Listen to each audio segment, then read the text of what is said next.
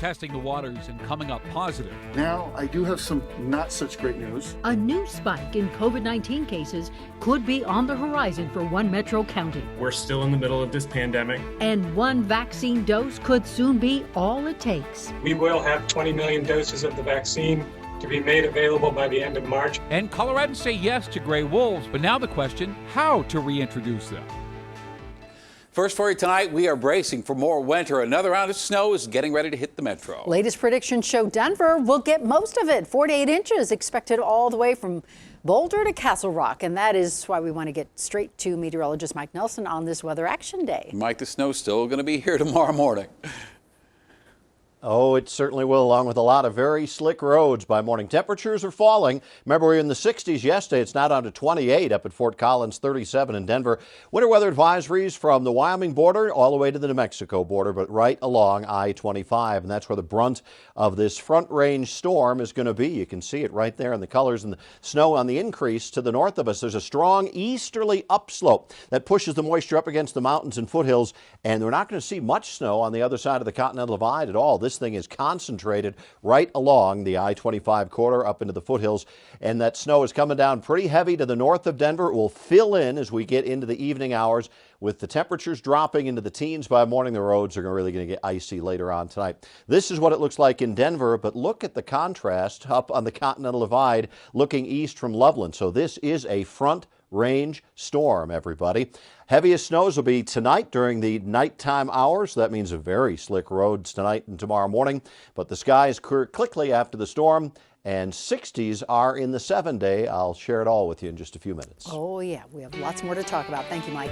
From 2 shots to 1, Johnson & Johnson expected to get authorization this week for its single-dose COVID-19 vaccine. The FDA says the vaccine meets requirements for emergency use, and the White House is now prepping for distribution.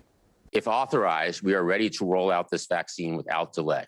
If an EUA is issued, we anticipate allocating 3 to 4 million doses of Johnson & Johnson vaccine next week. All right, those 3 to 4 million doses he just mentioned, less than the 10 million Johnson & Johnson promised the Biden administration. The company says they are behind on manufacturing and are hoping to get production back up to speed. Well, workers at the JBS meatpacking plant in Greeley will start getting vaccinated in 2 weeks. And those who do get the vaccine, this is March 5th and 6th, will get 4 hours of pay on top of a $100 bonus for anybody who shows they have been vaccinated. The facility has had one of the largest COVID outbreaks in the state. A total of 6 workers have died from the virus. More loans are available right now for small businesses. Starting today, businesses with fewer than 20 employees will have an exclusive 2-week window to apply for PPP funding. At least $1 billion is being set aside for businesses that fall into this category. Also next month, the Biden administration will open up the PPP funds to those who couldn't previously apply. That will include anybody who is self-employed and independent contractors. Increased COVID-19 levels are being found across Larimer County, but you wouldn't know it if you look at the state's COVID-19 website. And that's because the virus is being found in wastewater by health officials. Denver7's Ivan Rodriguez has more on how this could be an early indicator that a spike is on the horizon. Wastewater testing for COVID-19 started last year across Colorado. It's useful because the virus can actually be found in fecal matter before a person ever shows symptoms. Now, I do have some not such great news. During a meeting with Larimer County commissioners, the Larimer County health director says they've discovered an increase across several sewer sheds. On February 18, we were seeing an upward trend in 6 of our 8 what we call sewer sheds. And it's fairly significant looking at numbers like back in January. So I want to alert the community, we're not out of this tunnel. On Larimer County Health's website, specific neighborhoods in the Campus West area of Fort Collins are highlighted as having elevated levels of COVID-19 in their wastewater. We worked with CSU and their lab there, as well as with the CSU public health response team to do a similar type of monitoring for some of the off-campus areas that they do on campus with the dormitories. I would say it's an increase, and it's one that is consistent across multiple sewer sheds. Jared Olson with Larimer County Health says the increase isn't anything like the one they saw in November or December. Still, it serves as a reminder for people who live across these communities to consider getting tested. We're not looking to suggest that something has radically shifted in the last few days or that there's a major increase in the particular danger. But just as a reminder that we're still in the middle of this pandemic. Wastewater testing is one of many tools health departments have in fighting this virus. For now in Larimer County, it presents a glimpse of what the next 5 to 10 days could look like. Ivan Rodriguez, Denver7. More metro area school districts are getting ready for middle and high schoolers to return to the classroom full time. At the end of March, Boulder Valley and St. Vrain Valley 6th through 12th graders will be on campus 4 days a week. Also, Littleton School District is bringing students back even earlier on March 15th. Now, we're still waiting for word from some of our larger metro school districts, including Jefferson County. District leaders there hope to have a decision on middle and high schoolers by the end of this week. Our COVID safety measures are really keeping flu cases down. Colorado already now halfway through flu season, and we've only seen about 24 hospitalizations. Now, this time last year, we were about 2,500. Also, some good news, Colorado has seen no pediatric flu deaths this season. There's also been a 13% increase in people getting their flu shots this year. Gray wolves aren't getting the welcome treatment in Colorado just yet. Voters, as you know, approved the measure last year. Of course, we're still a couple of years away from their reintroduction to Colorado, and that doesn't mean, though, that planning isn't already underway. Denver7 political reporter Megan Lopez at the state capitol tonight. Megan, this is just one of the first steps in this reintroduction process.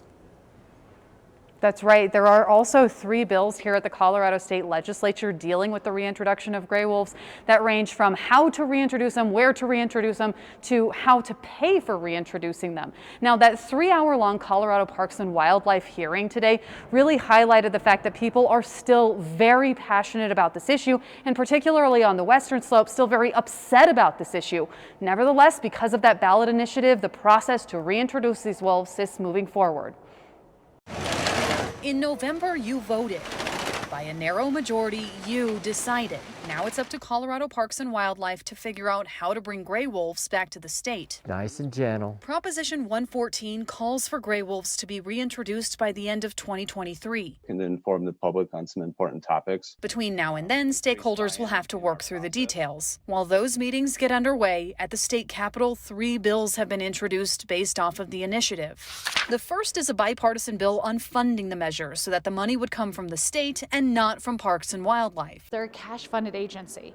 And so there is discussion of, can you use hunting and fishing license monies to manage a species that you can't hunt? Roughly $1 million from the general fund would be used each year for the program for things like reimbursing ranchers whose livestock are killed by the wolves. We need to make sure that we have the money there to compensate for any damages or impacts that they have on the communities where those wolves will be. A second bill would significantly restrict where the wolves are released. To only counties who voted yes, or if counties who voted no, those counties would have to have a special election first. This election map shows you which counties voted yes, mainly in the Front Range. That's not to say you'll see wolves roaming there, but the bill would significantly limit where they could be reintroduced. There's also 2 other proposed restrictions, one to prohibit wolves released where endangered species are present, and another to keep them out of areas where herds are being rebuilt. So what's left? It would probably be places in Summit County, some places in Pitkin County, and some places in La Plata County. Representative Matt Soper admits you can't stop the wolves from running once they're introduced, but the way he sees it, if those citizens really felt so passionate about having wolves,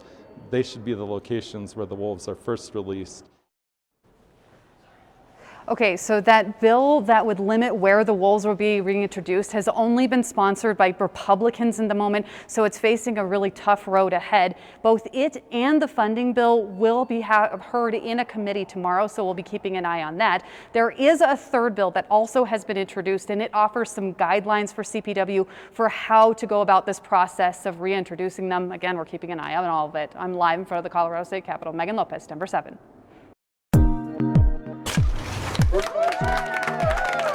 You get home, the light's on, and you're safe. A guiding light for victims of violence. This is something our community needs. A new advocate center is now open in Jefferson County. And super spreader event right at your gym? Why the CDC says masks are more important than ever if you're working out. Plus, wanting to follow in your parents' footsteps may no longer give you a leg up on a college application. The predictability of that student that actually is going to come there is very high because of that association. The new push going through the state capitol.